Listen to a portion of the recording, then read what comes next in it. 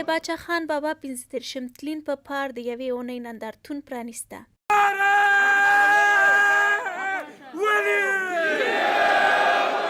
پېښور کې د باچا خان مرکز کې ننګیالي او د خدایي خدمتګار لارویان راغونډ شوي او د فخر افغان یاد ژوندی کوي.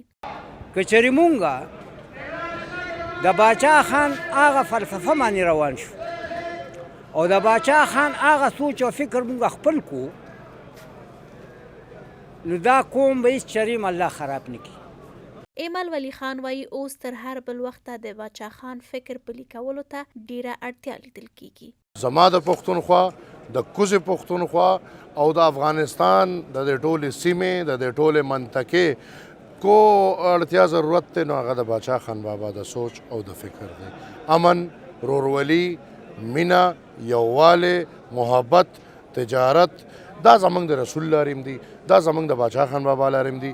او نن چې زه وینم چې په دې منطقه د یوکرین نه والا تر د پاکستانه پورې دا کم یو اور بلیږي، د دې واحد حل د باچا خان نظریه ده.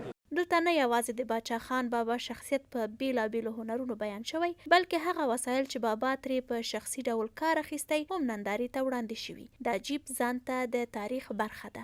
نن دا جیپ چې تاسو ته شاته کم ښکاري، نو دا ډېر زوړ تاریخي جیپ دی.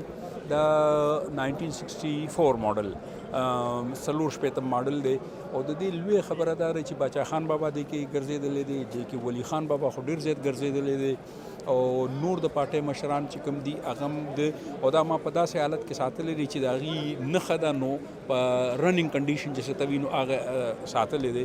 باچا خان د پښتنو هغه مشر و چې د قام ویښتابه لپاره یې ډېرې هلې ځلې وکړې. زندان او بیلابیلو جبرونو یې د فعالیتونو مخه ډب نه کړله. هغه د پښتنو د ژوند بیلابیلو برخو په ځانګړي ډول تعلیم او د انجونو زده کړو لپاره ډېرې ستومانتیاوې وګاللې. د کامرمین محمد خالد سره نجیبه سباون، وحدت نیوز، پېښور.